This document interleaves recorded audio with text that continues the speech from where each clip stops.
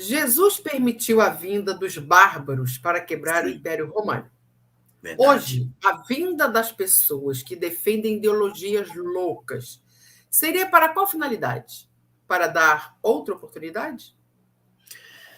Ah, professora, recomendo a leitura do capítulo 1 e do capítulo 2 da obra Sublime Expiação, um romance que não tem nada a ver com nada, mas tem. Por quê? Porque nesse capítulo 1 e 2 eles trocam cartas.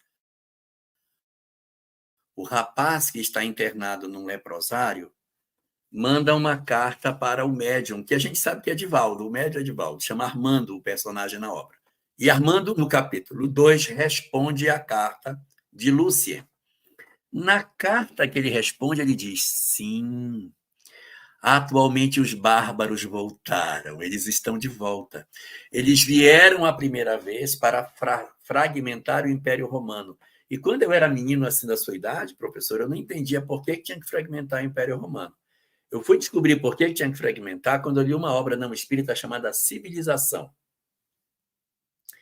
que dizia o seguinte, que era preciso fragmentar a Europa para que a competição desenvolvesse a tecnologia. E aí, nesse livro Civilização, ele fala que a China não se dividiu, mas a Europa se dividiu. A fragmentação da Europa fez com que as nações competissem entre si e a tecnologia avançasse. Como a China ficou muito tempo estagnada, a única estrutura política, ela ficou mais lenta e ela perdeu a velocidade de mudança e o Ocidente, então, passou o Oriente, que antes era bem mais desenvolvido. Então, nesse livro, ele vai dizer o seguinte: sim, os bárbaros vieram para quebrar o Império Romano e permitir com que houvesse a competição que desenvolveria. Está lá no livro A Caminho da Luz, quando a gente leu, ele fala que os bárbaros tinham como responsabilidade, como resultado do seu trabalho, a fragmentação para o progresso. E para o progresso, por causa disso. E nesse livro, e no capítulo 19 do livro Sol de Esperança, no capítulo 19, também fala do retorno dos bárbaros no momento atual. Então, são novas oportunidades para chacoalhar as estruturas. Inclusive, eles dizem assim, os bárbaros tinham determinados hábitos, e esses hábitos estão novamente sendo muito cultuados na atualidade. São hábitos que os bárbaros possuíam e que hoje, não estou dizendo que essas pessoas que têm esses hábitos são bárbaros, mas são e outros são influenciados pelos que são, e outros são perseguidos espiritualmente pelos que são. Então, os bárbaros na Terra hoje estão fazendo o cheque se a gente realmente tem certeza da civilização. Se nós tivermos certeza de que a civilização é boa, eles não destruirão a sociedade.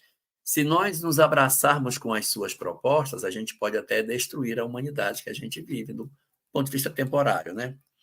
E aí existem 4 razões, eu poderia botar 5 razões pelas quais eles vêm. Razão número 1, para dar a eles uma outra oportunidade, para eles, verdade. Segundo, para saber se eu gosto das ideias loucas e me jogo nelas e vou seguir a doidice que eles trazem. Terceiro, se eu acho que eles estão completamente errados e que a única solução é matando todo mundo, botando no paredão e matar. Quem tem ideia de que tem que matar quem pensa diferente do que pensa é porque também está inoculado pelas ideias dos bárbaros. Não sabe dialogar, não sabe conversar. Então, não, pensa diferente, encosta na parede e mata, tem que matar. Não sabe o que é o espírito imortal, ignora o que é a vida imortal e que não existe morte para o espírito. Você mata o cara, ele está livre e continua com a mesma ideia. Você precisa educar a criatura. Já falei de 3, para que eles mudem, para que a gente saiba se nós vamos nos abraçar com eles, que mostra que a gente é maluco também. Terceiro, mostrando se a gente tem ódio deles, que é matá-los, e que nós somos infantis espiritualmente. Quarto, para saber se a gente se cansa de fazer o bem, diz, olha, eu estou cansado disso, eu já não aguento mais, eu quero que agora que se lasque tudo, para mim não me interessa mais, eu quero que todo mundo morra, estou cansado de lutar. Evangelho de Mateus, capítulo 24, versículo 12. E por ser grande a perversidade do homem, o amor de muitos esfriará. Está aí nesse item. E o quinto, e como os dedos da minha mão, tem um dedo que é diferente dos outros, o quinto é se nós sabemos conviver com eles, articular a convivência com eles, não no sentido de que a gente vai ser... Nós vamos mudá-los, sim, não. Que mudar? Esse trabalho não é meu. O meu trabalho é não permitir me contaminar com essas ideias, ou seja, eu convivo com eles, eles são malucos, eu converso sem a pretensão de convertê-los, mas eu é que tenho que me libertar, porque eu já posso ser de regeneração, mesmo vivendo em mundo de provas e expiações. É assim que acontece a transição.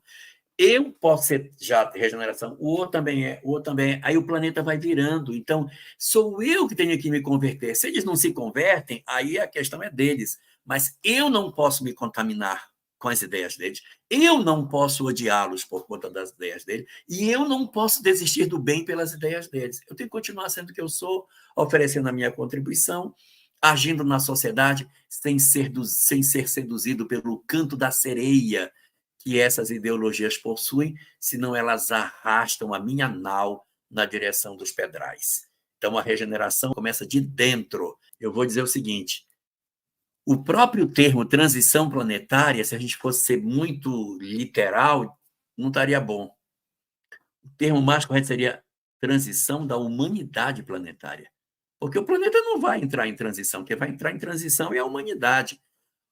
O rio continuará indo para o mar, a chuva vai continuar caindo de cima, mangueira vai dar manga e cajueiro vai dar caju. Isso não vai mudar, ou seja, o planeta não está em mudança.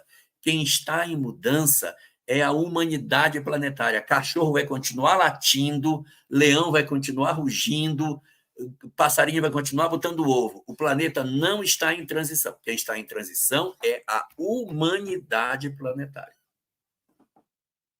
E aí os bárbaros estão de volta.